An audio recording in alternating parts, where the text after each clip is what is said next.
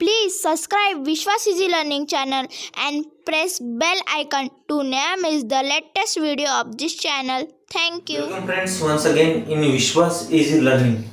Today we have here with new topic and new lesson.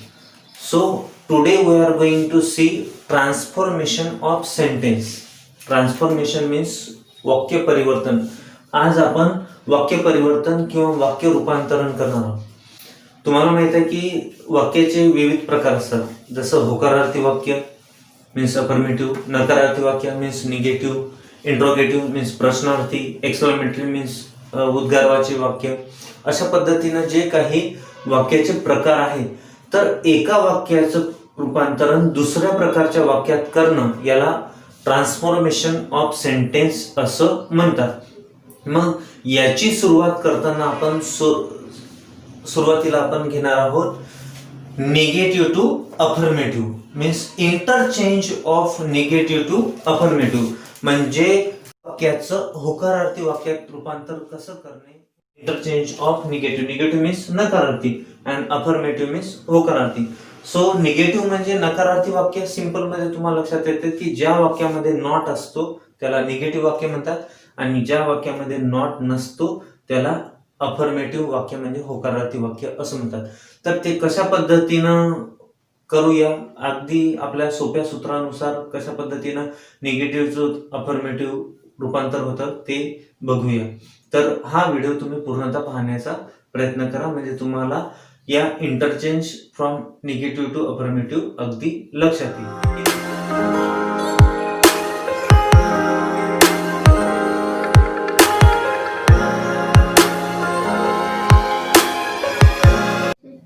तर चला विद्यार्थी मित्रांनो, आपण बघूया transformation of the sentence. Interchange from negative to affirmative म्हणजे नकारार्थी वाक्याचं अफर्मेटिव्ह म्हणजे होकारार्थी वाक्य कसं बनवायचं ते आपण शिकूया. ठीक आहे. त्यासाठी आपण एखादी वाक्य घेऊया नकारार्थी असणारं. ते म्हणजे for example negative sentence means नकारार्थी आणि अफर्मेटिव्ह सेंटेन्स मीन्स होकारार्थी. तर निगेटिव्ह सेंटेन्स समजा जर घेतलं, it is means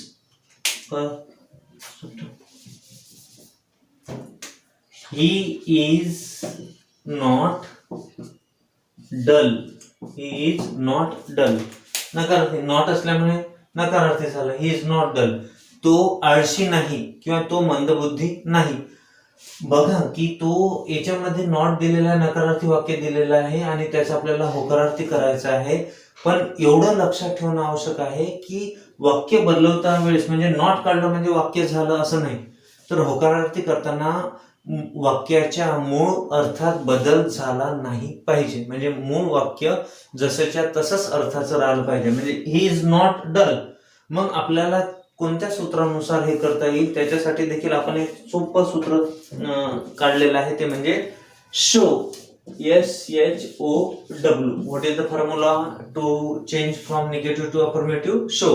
so what is the show? Show are 4 letter word but every letter have meaning. So what is yes म्हणजे subject. हा क्रम लक्षात ठेवायचा. सब्जेक्ट नंतर H मीन्स हेल्पिंग वर्ब, त्यालाच ऑक्झिलरी म्हणतात. ऑक्झिलरी म्हणजे सहाय्यकारी क्रियापद. ओके. नंतर O means OW means opposite word. बस अपोजिट वर्ड. ओके. बस ह्या क्रमानुसार जर तुम्ही वाक्य केलं तर तुमचं अफर्मेटिव्ह अचूक वाक्य येणार आणि कुठलीही चूक राहणार नाही. तर what is formula? SHOW means show from negative to affirmative sentence करताना. मग बघूया ही इज नॉट डल. तर आपलं सूत्र आहे, फॉर्म्युला आहे show. So yes means subject, जसे तसं लिहा.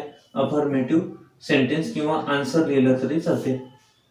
ही इज, स means H means helping verb means is दिलेला आहे. आता नॉट काढायचं आहे. नॉट काढायचं आहे म्हणजे त्याच्या ऐवजी काय घ्यायचं आहे? OW means opposite words. And what is the opposite of dull? Clever. He is clever. Okay. म्हणजे अशा पद्धतीनं साध्या सोप्या सूत्रानुसार साध्या सोप्या पद्धतीने आपल्याला निगेटिव्हचं अफर्मेटिव्ह करता येतं. He is not dull means he is clever. He is clever. तो आळशी नाही किंवा तो मंदबुद्धी नाही, म्हणजेच कसा आहे, तो हुशार आहे. Did you understand? या पद्धतीनं जर वाक्य केलं तर तुम्हाला अचूकपणे उत्तर काढता येईल. आणि केव्हा लक्षात ठेवायचं की निगेटिव्हचं अफर्मेटिव्ह करताना आपल्याला अपोजिट पेअर्स म्हणजे विरुद्ध शब्दांच्या जोड्या माहीत असणं आवश्यक आहे. True opposite false, good opposite bad, come opposite go, okay, clever opposite dull, अशा पद्धतीने चीप अपोजिट एक्सपेन्सिव्ह. तर हे जेव्हा माहीत असेल तेव्हाच तुम्ही या ट्रान्सफॉर्मेशन मध्ये अचूक आणि काय म्हणा पूर्णपैकी पूर्ण गुण घेऊ शकणार. तर दुसरं वाक्य बघूया. दुसरं वाक्य घेतल्यानंतर देखील आपल्याला समजून येईल. क्वेश्चन समजा आहे, next question, foreign, FOREIGN, foreign means toys R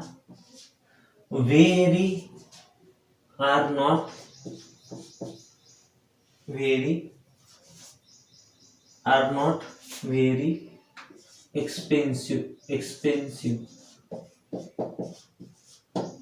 are not very expensive. बघा, foreign toys are not very expensive असं जर आपण एक सूत्र घेतलं की परकीय जे खेळणे असतात ते खूप काही महाग राहत नाही, असं आपलं एक वाक्य आहे. आता आपल्याला माहित आहे की या ठिकाणी जो शब्द शेवटी दिलेला आहे तो ऍडजेक्टिव्ह, त्या ऍडजेक्टिव्हचं अपोजिट वर्ड्स आपल्याला माहित असणं आवश्यक आहे. जसं पहिल्या वाक्यामध्ये आपल्याला माहित आहे की डल हा ऍडजेक्टिव्ह होता आणि या डलचा अपोजिट घेतला आपण क्लेवर.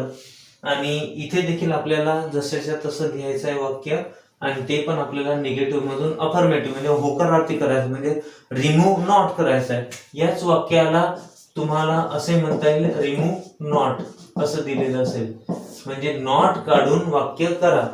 प्रश्नामध्ये असं दिले असेल की हा वाक्य दिले असेल निगेटिव्ह वाक्य, आणि कंसामध्ये तुम्हाला लिहिलं जाईल की remove not and rewrite the sentence असं वाक्य दिलेलं असेल. इंटरचेंज देखील देऊ शकतात, interchange from negative to affirmative अशाही पद्धतीने दिलेलं आहे, किंवा कंसामध्ये रिमूव्ह नॉट अँड रिराईट पुन्हा लिहा असं देखील दिलेलं आहे. तर नॉट रिमूव्ह करणं म्हणजे फक्त वाक्य जसंच्या तसं लिहिणे नाही, तर नॉट काढणं, परंतु वाक्याच्या मूळ अर्थाला कुठलाही हानी पोहोचू द्यायची नाही, कुठलीही बाधा पोहोचू द्यायची नाही, असं त्याचा अर्थ होतो. नाहीतर असे झालं असतं foreign toys are very expensive, मग वाक्य काय झालं असतं, चुकीचं झालं असतं. म्हणजे मग फॉरेनची खेळणे किंवा परकीय खेळणे ही महाग नसतात, फार महाग नसतात असं आहे. आणि जर आपण नॉट काढलं आणि जर वाक्य लिहून पाहिलं तर काय होईल, foreign toys are very expensive, मग फॉरेन टॉईज काय असतात, खूप महागडे असतात, मग वाक्याचा अर्थ बदलला असता. ठीक आहे, म्हणून वाक्याच्या मूळ अर्थाला हानी पोहोचू द्यायची नाही, म्हणून त्यासाठी दिलेलं आहे की तुम्हाला विरुद्धार्थी शब्द माहीत असणं गरजेचं आहे. तर याचं उत्तर काढूया आपण, आणि आपल्या उत्तर काढण्यासाठी फॉर्म्युला कोणता आहे, show. What is formula, show, SHOW. So what is mean by S, subject. Subject जो आहे तो सुरुवातीलाच असतो, foreign toys, FOREIGN, foreign toys. Okay, then स, हे H means helping verb. What is helping verb, yes, toys. अनेक वचन असल्यामुळे आर घेतला. नंतर आपल्याला करायचं रिमूव्ह नॉट काढायचं आहे, परंतु त्याच्या आधी आपल्याला काय असणं आवश्यक आहे, अपोजिट वर्ड माहित असणं आवश्यक, एक्सपेन्सिव्हचा. मग एक्सपेन्सिव्हचा अपोजिट वर्ड कोणता आहे, एक्सपेन्सिव्ह मीन्स महाग आणि चीप मीन्स स्वस्त. So foreign toys are very cheap, CHEAP. म्हणजे फॉरेन टॉईज किंवा परकीय खेळणे हे फार महाग नसतात, म्हणजेच कसे असतात, foreign toys are very cheap, म्हणजे ते फार स्वस्त असतात. Did you understand? तर अशा पद्धतीनं याचा अर्थ न बदलता आपण विरुद्धार्थी म्हणजे अफर्मेटिव्ह म्हणजे होकारार्थी वाक्य केलेलं आहे. Did you understand? With the help of show. Now next sentence we are going to take. पुन्हा एक वाक्य घेऊया आपण आणि त्या पद्धतीने देखील करता येईल. So it is not difficult, it is not difficult to solve it. It is not difficult to solve. It is not difficult to solve. Okay, हे जर हे नकारार्थी वाक्य, नॉट आहे म्हणजे नकारार्थी. So it is not difficult to solve म्हणजे हे सोडवण्यासाठी कठीण नाही. आता आपल्याला माहित आहे की या नकारार्थी वाक्याचं होकारार्थी करायचं आहे. पुन्हा तेच सूत्र, आपलं सूत्र काय आहे? Show means yes means subject. So what is subject here? It subject. Okay, h means helping verb. So what is helping verb here?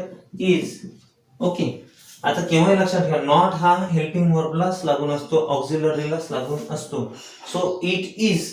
Then difficult दिलेलं आहे, डिफिकल्ट मीन्स कठीण.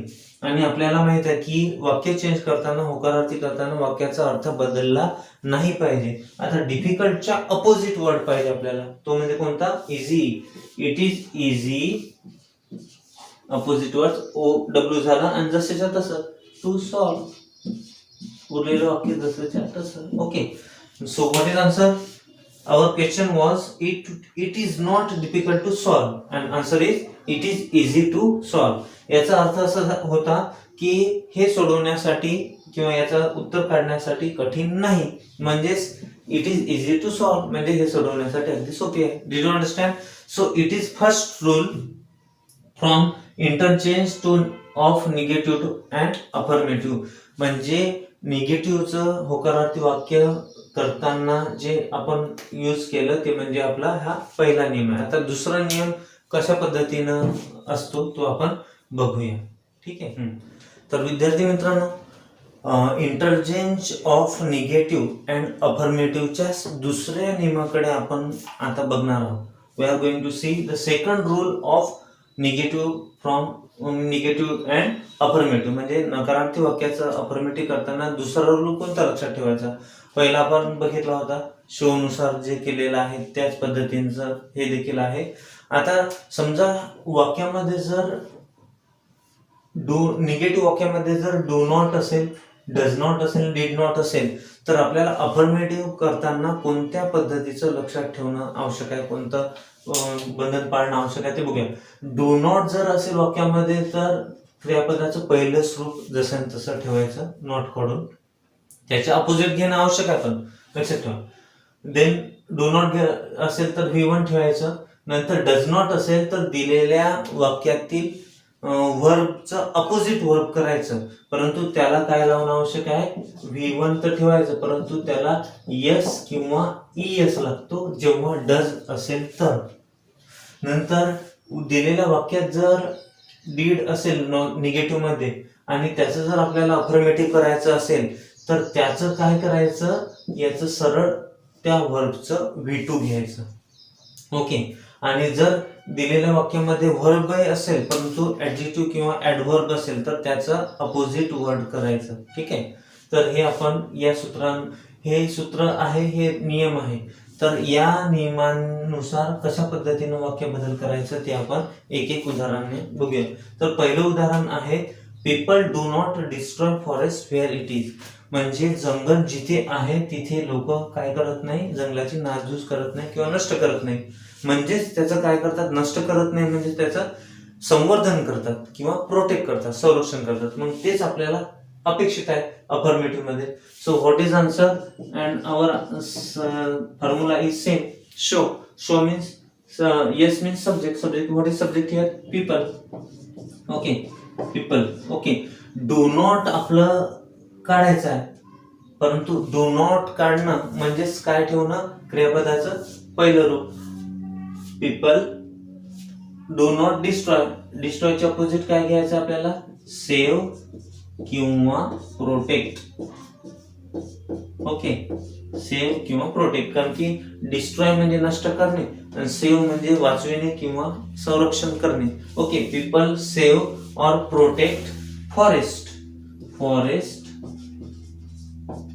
where it is.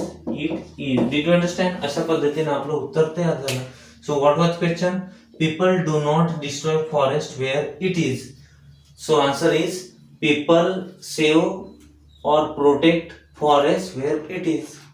लोक जंगल नष्ट करत नाही, म्हणजेच लोक काय करतात, जंगलांचं संवर्धन करतात किंवा संरक्षण करतात. हे झालं पहिल्या म्हणजे रूल मधील, जे रूल 2 मधील डू नॉट जर असेल उपयोग केलेला तर त्याच्या कशा पद्धतीने चेंज करायचं हे आपण शिकलो.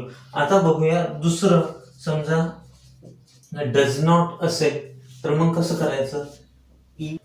रूल 2 मधील जे सहाय्यकारी क्रियापद आहे, जे हेल्पिंग वर्ब आहे, ते डज नॉट आले असेल तर त्याचं कसं अफर्मेटिव्ह करायचं ते बघूया. It does not seem very difficult. Okay, so what is our formula.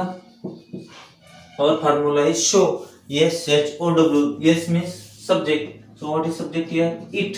Okay. आता आपल्याला माहिती आहे हेल्पिंग वर्ब. इथे दिलेला होता डज नॉट आणि आपल्याला दिलेला आहे की डज नॉट असताना क्रियापदाच्या पहिलं रूप घेऊन त्याला काय लावायचं, येस किंवा ES.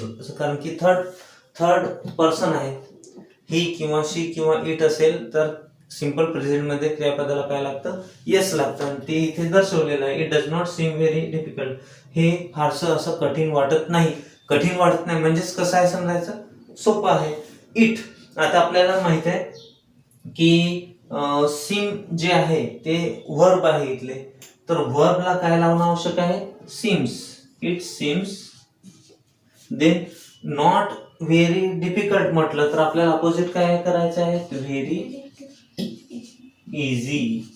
Okay, it seems very easy. It does not seems very difficult. हे फारसं कठीण वाटत नाही. म्हणजेच कसं वाटतं, इट सीम्स व्हेरी इझी. हे फार सोपं वाटतं. Did you understand.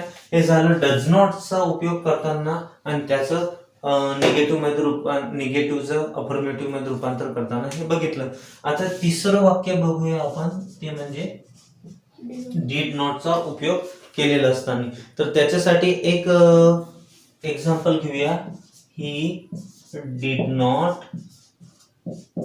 Lock the door.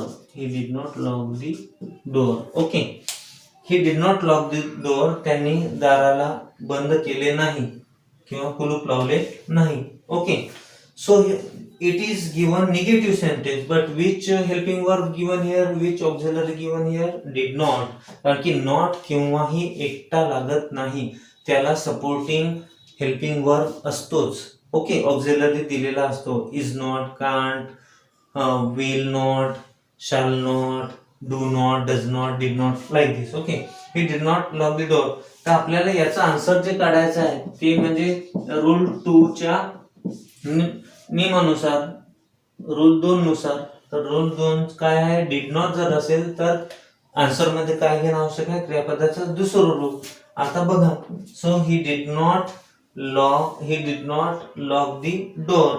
So स घ्या, ही डिड नॉटच्या ऐवजी काय करायचं आहे, डिड नॉट लॉक. म्हणजेच याला अपोजिट करायचं. लॉकच्या opposite unlock. He unlocked the door. Full stop. Okay, बघा. He did not lock the door. त्यांनी दाराला कुलूप लावले नाही किंवा दार बंद केले नाही. म्हणजेच त्याने दार कसे ठेवले, अनलॉक ठेवले, उघडेच ठेवले. Did you understand? बघा, इथे डिड नॉट असल्यामुळे क्रियापदाचं दुसरं रूप आपल्याला अपेक्षित आहे आन्सर मध्ये. आणि आपण हा रेग्युलर वर्ब असल्यामुळे लॉकचं V2 काय होतं, लॉक्ड. आणि लॉक हे कसे म्हणून, लॉकचे अपोजिट वर्ड काय आहे, unlock. Lock opposite unlock. So आपण अनलॉक केलेलं आहे. So he did not lock the door and answer is he unlock the door.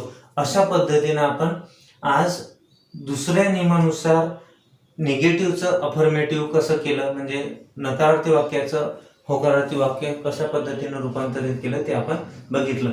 तर अशा प्रकारे आपण ट्रान्सफॉर्मेशन ऑफ सेंटेन्स म्हणजे वाक्य रूपांतरण किंवा वाक्य परिवर्तन हे चांगल्या पद्धतीने शिकलेलं आहोत. तुम्हाला डिस्क्रिप्शन बॉक्समध्ये एक एक्झरसाइज म्हणजे सरावासाठी काही वाक्य दिलेलं राहील, ते सोडवून तुम्ही निगेटिव्हचं अफर्मेटिव्ह करण्याचा प्रयत्न करा. आणि रिमेनिंग रूल्सनुसार निगेटिव्हचं अफर्मेटिव्ह आपण पुढल्या तासिकेमध्ये बघूया. Thank you for watching this video up to the end.